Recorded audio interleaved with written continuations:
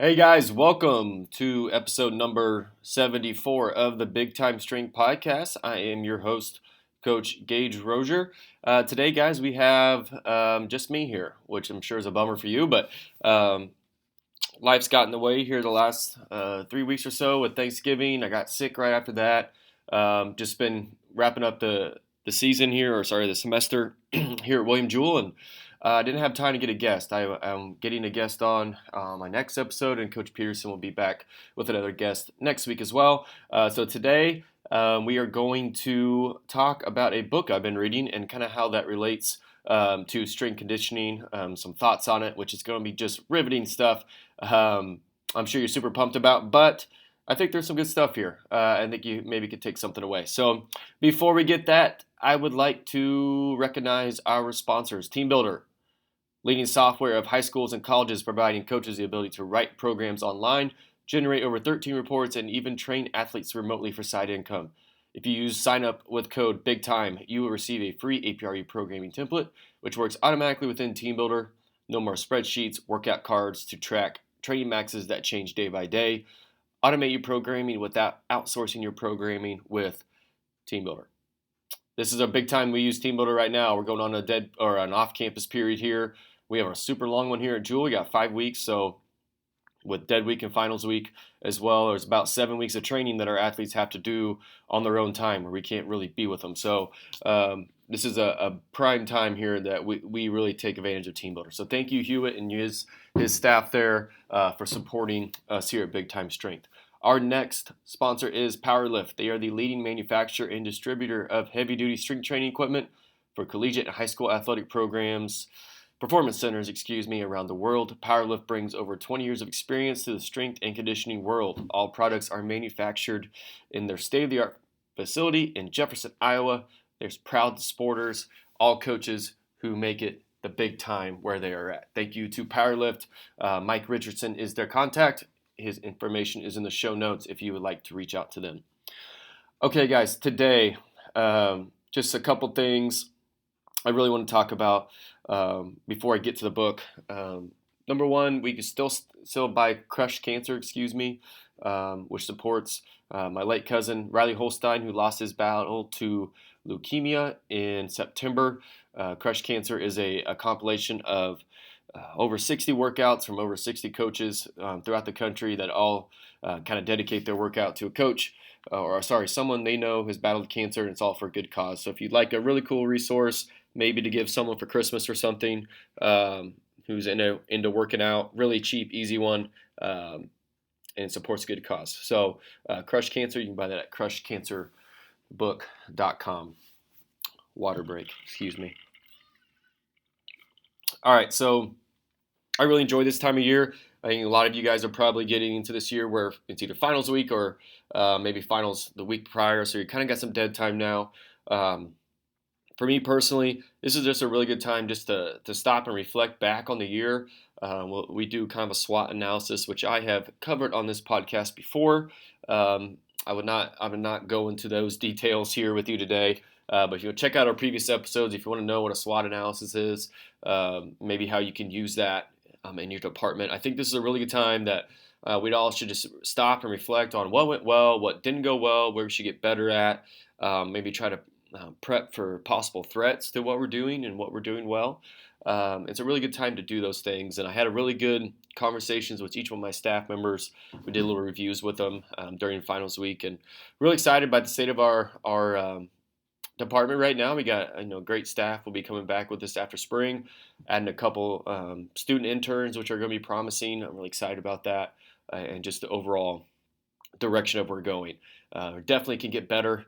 I don't know about you guys, but one of my main weaknesses is, being in this head chair, is I have a tendency to just get stuck doing something that's working and not mixing up things. And then warm-up's an easy one where we kind of, I think we could get some more variety in our warm-ups, and I'm going to kind of rely on my staff to help me out with that.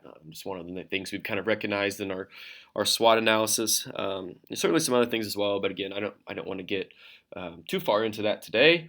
I want to spend a lot of time here on this book, Switch. So this is a book that I've actually read before, but I decided to go back and read it and really take some detailed notes on it.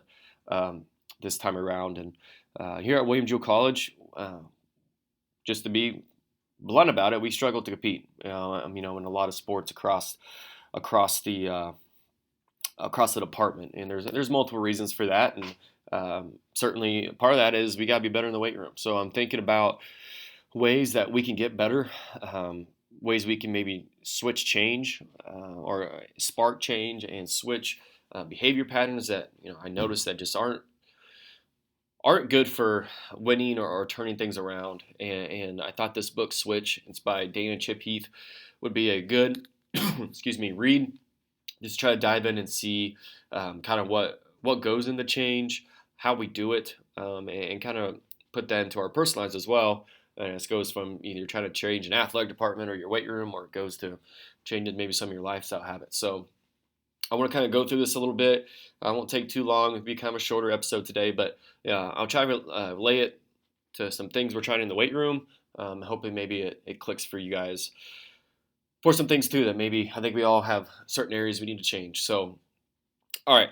So Switch by Dan and Chip Heath. One of the first concepts they talk about, just to give context, is 3 surprising things about change. And that's kind of sets the outline for the whole book. The number one surprising thing about change is, number one, what looks like a people problem is often a situation problem. So we're very quick, and I talked to my GA Joe Brown about this as well. I think we get a new, freshman class in here every year, and we've all got those freshmen where it's like, oh, that kid's not going to make it. That kid's a bad apple. That kid's an idiot. Whatever. Are they though? I mean, are they, or are they in just a different situation? Are they in a new spot where they're away from the parents, or maybe they had a bad upbringing or whatever? Is it really that? Are they that bad of people, or is it just been the situations they're in? So trying to think of it that way. The key concept of change that involves this myth is called shape the path, which we will talk about here in a little bit more. But I thought that struck me at that point in the book is, we don't have necessarily a people problem. It's a lot of times a situation problem, which we can get better at by shaping the path. And along with that, he talks about this constant battle with change is between our emotional side and our analytical or rational side of our brain. So our emotional side he calls the elephant. Elephant has strengths and weaknesses. Weakness in the elephant, it's lazy and skittish, a lot like your emotions are, looking for quick payoffs, stuff like that, but it's very strong. Elephants are big and strong. Where the rider is smaller, but thinks long term, analyzes things, goes through his possibilities, but has a tendency to spin his wheels. So the problem with change is you have to be able to direct the rider and motivate the elephant. And you have to direct the riders, and picture a rider sitting on top of an elephant. So your rational side sitting on top of your emotions. Well, the problem with the emotions can be so strong that if you get too far down the elephant or the emotional side, your rider can't do anything. It's just sitting on top of an elephant, and it's just going to take control. So kind of an interesting little theme of the book that they use constantly is the elephant and the rider. As we get going here, that might make a little bit more sense. But the second surprising thing about change is what looks like laziness is often exhaustion. This goes to motivating your elephant is the second kind of key to change.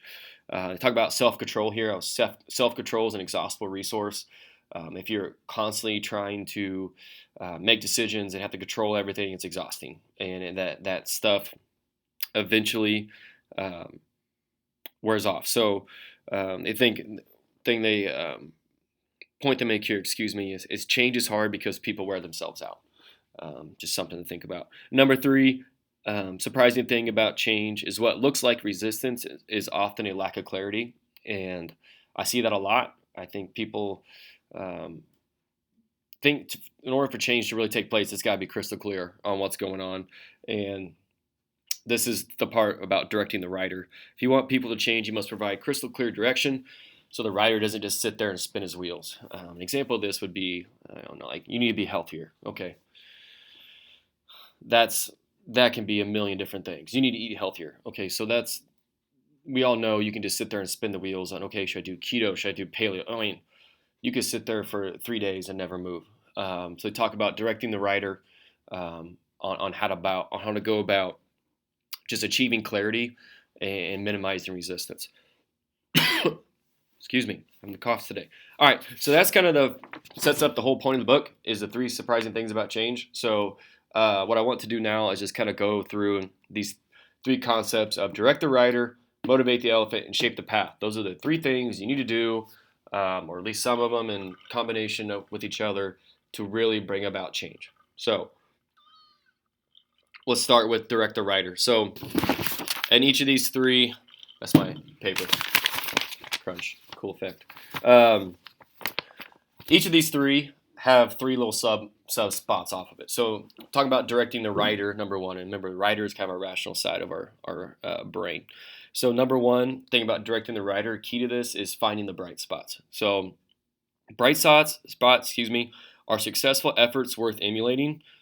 It's stuff that's working, and how can we do more of it? We need to try to clone bright spots, and big problems are rarely solved with these big solutions. Is the key thing they talk about as well. They're often solved by just like sequential small solutions just done repeatedly over time. So our writer has a problem focus when he needs a solution focus. We need to start from thinking about the problem so much to more looking about how we can replicate bright spots. So with bright spots, I think about within a team or even from a department standpoint. So like, so if you're in a department where, you struggle to compete, the key to that and what we're trying to do here a little bit is, okay, where are we winning though? What team or person or subset of something is succeeding? Why are they succeeding? And can we take why are they succeeding to other parts to other teams, clone that? That might be hard to do in our roles. There's a lot of variables. Another way is just within a team. So an easy one for this is,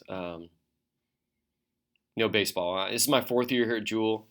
So I'm getting my first freshmen I started with in 2016 are seniors now, which is fun to see how they've grown and changed. So look at bright spots within that baseball team. And we just had a senior hit his 1,000-pound club, is a weight club they use for baseball. And when he came in, he had a 600-pound total between bench, squat, and clean, and now he's at 1,000. So we can look at him, and that's a definite bright spot. Okay, so what did he do? How did he do it? Can we clone that? And we definitely can. So I'm going to take lessons from this athlete and make him the example of, listen, when you do things right, when you do these things, very dedicated athlete, eats well, takes care of his body. When you do these things, look at the payoff. This is a bright spot. Let's try to clone that. Okay, so that's the number 1, or the first subset off of direct the rider here. Script the critical moves. Don't think big picture. Think in terms of specific behaviors. The example they use in the book is about kind of going back to, you need to eat healthier. Again, your writer will just sit there and analyze everything. So you need to script these critical moves. Okay, what are the things you need to do to get that done? And the example they use is the 1% milk campaign that someone used and had a lot of success with it. So instead of saying, okay, you need to eat healthier, okay, what does that mean? What they said is, go buy 1% milk instead of whole milk. That was the move. Simple, easy. They had a lot of people do it, and results just paid off. Like, so people could do that. Oh, okay, tell me what to do. Got it. So what are ways that you can do that in strength conditioning? We talk about, you need to sleep more, or you need to eat better. Okay, so, how? An easy one. Okay, every time you go up there, get a vegetable. That's it. Do that today. Let's start with that. Do that. Every time you go up there, and that's trying to turn you into this world's healthiest eater, I need you to put a vegetable on your plate today. That's the critical move, or all week, or whatever. So script the critical moves. Cool concept. And then point to the destination. Change is easier when you know where you're going and why it's worth it. The example they use in the book here is they worked with a group of second graders that had very low test scores, and they talked about a teacher who motivated or directed these kids by pointing to the destination. And she told them, by the end of this year, you're going to be third graders. I mean, everybody knows if you're a second grader, you think the third graders are the coolest people ever. So they said, like, this is the destination. This is where we're going. You're going to be third graders if you do this stuff, which helps really direct the rider from stopping to spin his wheels. So, in our industry here, what are some ways that what are some destinations you can point to? If you do this, you're going to have a 400-pound squat, or you're going to lose body fat or whatever. You got to be able to point to that destination so these athletes know where you're taking them. So that's the thing with direct the rider. Follow the bright spots, script critical moves, point to the destination. All right, number 2 is motivate the elephant. Find the feeling is number 1 concept of motivating the elephant. Remember, the elephant is our emotional side of our brain, just how we make choices. Find the feeling. Knowing something isn't enough to cause change. You have to make people feel something. They talked about kids undergoing chemotherapy in this part of the book, and they talked about how they struggled to get kids who needed to take pills every day for their medicine to be compliant with that over a long stretch of time. Just kids don't want to take pills. You tell them time after time after time, hey, this is important, and you have to do it, but it wouldn't work. So what they did was they created this video game where these kids would play this video game, and in the game, basically, the medicine that they were taking in these pill form was like your bullets to fight all these cancerous cells. And you went around like shooting like Galaga style, killing these cells. The kids loved it, loved the game. It really put in the context like, oh, this medicine is like bullets for me. Like I can kill these things that are hurting me. Like this is awesome. And they saw like tremendous improvement on compliance on taking your pills. So find the feeling. I think it kind of goes back to maybe explaining the why, maybe a touch, why they should think this is important. And if you can relay that to them, I think is a powerful thing. So shrink the change is number 2. Motivate the elephant is shrinking the change. Break down the change until it no longer spooks the elephant. So elephants are very skittish. Like if that looks too hard, if that looks too daunting or too long or whatever, we won't move on it. The elephant's just going to stand there. So the ability to shrink the change into small, manageable moves is huge. An easy one for this is like one of our goals for some of our teams here in the spring is going to be no lates or misses the entire semester.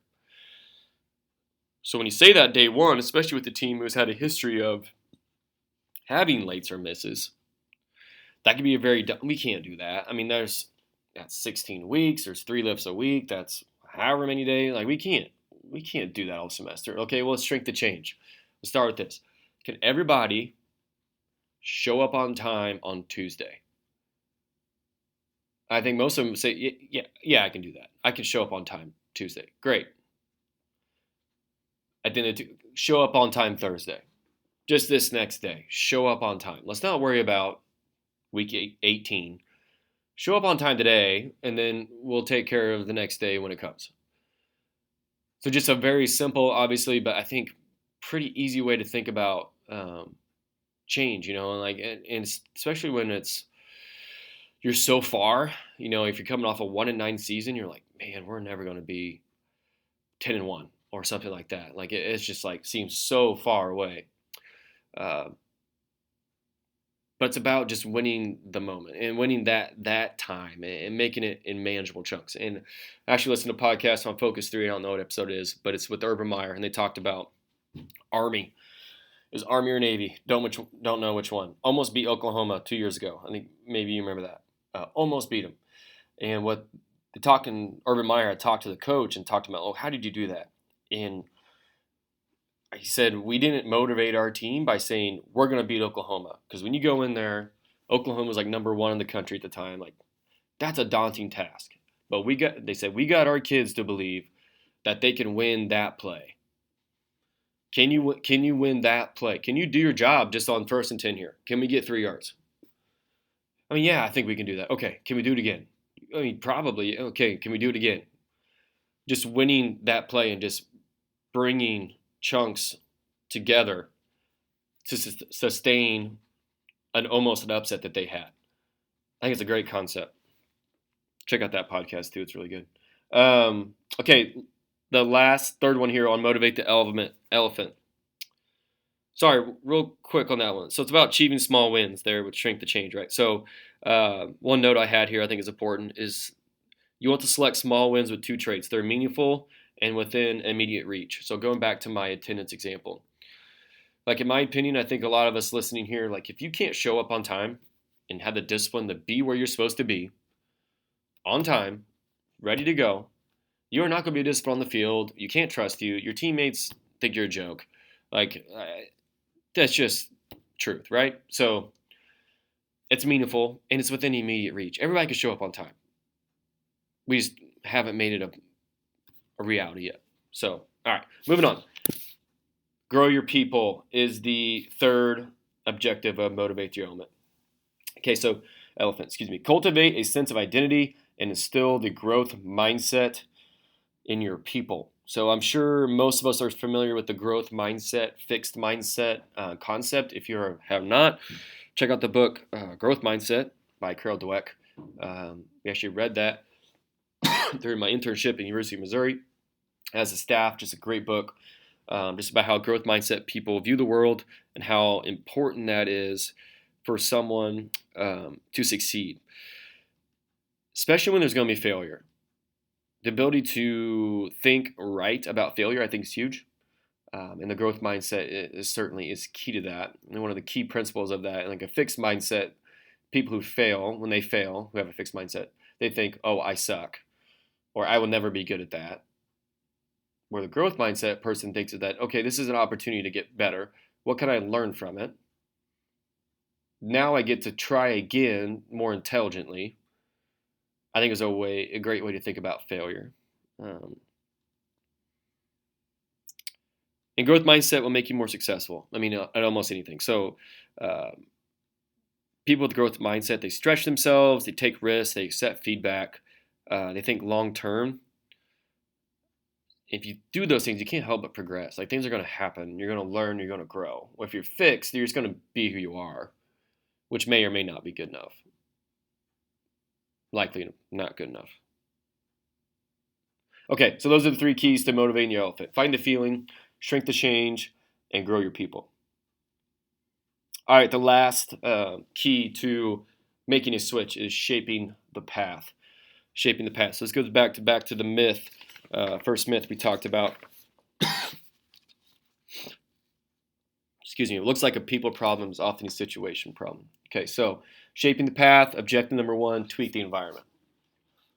When the situation changes, the behavior changes. So change the situation. Okay, so my softball team's a great example of this one. So we've been doing trap bar deadlift quite a bit this semester, and for some athletes, whether it's a legit thing or not, deadlift hurts my back. I think that's just kind of a myth. They just think deadlifts hurt my back. Well, if you do it right, it doesn't. So we've done a pretty good job of coaching technique on it and getting them to push it. But there's just a handful of athletes that will not do it. They will not push it, and I think they're more scared than anything. So just with the logistics of our setup and everything, we have about 10 trap bars, and when our softball team is probably the third or fourth group that comes in that day, there's going to be a variety of weights that are on the bar based off of who was in there before them. So a lot of times it may only be 95 or 115 pounds on the bar. And getting our team, so I'll kind of release them. We got this on trap bar deadlift go. And there's just a handful of them that will stay at that 95 to 115 pounds. They will not add weight. So, and it's been really frustrating. And it took me probably too long to tweak the environment. But finally one day, towards the end of the semester here, I was like, you know what? Leave 135 at minimum. I want 135 on all the bars. I just want to see what happens. So everything else is the same. They went and do your trap bar, and I just wanted to watch. And those group that would normally go lighter, they kind of looked around and looked for the light ones. And they eventually said, screw it, I'll just do 135 because I don't want to take the weights off the bar. And guess what? They did it perfect. Everybody survived. And I just tweaked the environment. So where there had been an environment where there's easy light bars that is right there for them, I tweaked the environment. There was like, no, there's going to be heavier as in, quotations, as in, I know you can do 135. I didn't put 315 on them and made them try to do it. I did it and push them in a smart way. But I think that's just an easy example of how you can tweak your environment maybe to get something out of your athletes. Build habits. Second objective of Shape the Path. When behavior is habitual, it's free. It doesn't tax the rider. Look for ways and encourage habits. So they talked about, habits being free, going back to self-control. Like self-control, you only have so much willpower, self-control. Like it's going to exhaust out eventually. So when you have winning habits, they just happen. Like you don't have to consciously make decisions to do things. An easy one we're trying to get our athletes to do is drink 16 ounces of water when you wake up. It's a habit that we need for hydration and to get the day started. Like if we can build that habit to where they, put a glass of water by their bed when they go to sleep and they wake up and they drink it, that something just happens to them. Now they don't have to think about, oh shoot, I have to go get water this morning, and just force themselves to do it. Well, if you can build that habit to set them up for success, that's an easy example of something we might do. That's a kind of a stupid one, but I'm sure there's many more maybe you guys can think of as well. The last one's rally the herd. Behavior is contagious, help it spread. I think we've all seen this. Going back to an example I saw this year is we're doing some, excuse me, I got the coughs today. A dumbbell row or something, and it's the same thing, and it's, we want them to push it, and we're going more 3 sets of 5 or something. So we don't want them to use obviously the same weights that they use for 3 sets of 8. But the common thing, I think, for a lot of athletes, at least my athletes here, maybe I'm just explaining how much of a crappy coach I am here, but like the athletes don't necessarily understand that unless you explain it to them. Like, listen, you're not getting better if you're doing, for the most part, in this context, using the same weight for 5 that you do for 8. So we need to push it. So this team was all in the 30 pounds. Like, I know most of you should be doing the 40s, if not 50s. So, but like, I think there's just such a hesitant. No one wants to be that first person to go. So I made one athlete, hey, come over here. You're using 40s, and the whole team's watching. She just knocks it out. And then their whole team does 40s and gets up to 55 pounds. Well, if I would not have said anything, they all would have done 35 because that's the best they can do. That's what they've always done. So find ways to put athletes in situations where they can break through barriers and rally the herd a little bit. I think it's important. It's like the whole 4-minute mile thing, no one can run a 4-minute mile. And then one guy did it, and now everybody does. Not me, but some people. So key thing with this, he said what is the most supported habit they talk about in the whole book is this right here. You are doing things because you see your peers do them. Whether you realize it or not, you are doing things because you see your peers doing them. And I think about this, Joe Quinlan obviously has been mentioned on this podcast 35 times at Northwest Missouri State, and we'll have him on as a guest eventually. I do things as a coach just because I watch Joe do it, and I idolize him so much. I talk in ways that I started wearing 3X shirts because that's what Joe does. I finally don't do that anymore. But you do things because you see your peers do them. So how can you use that to evoke change? How can you use that to rally the herd they talk about, finding the bright spots, okay, and rally the herd around that? I think it's a pretty cool,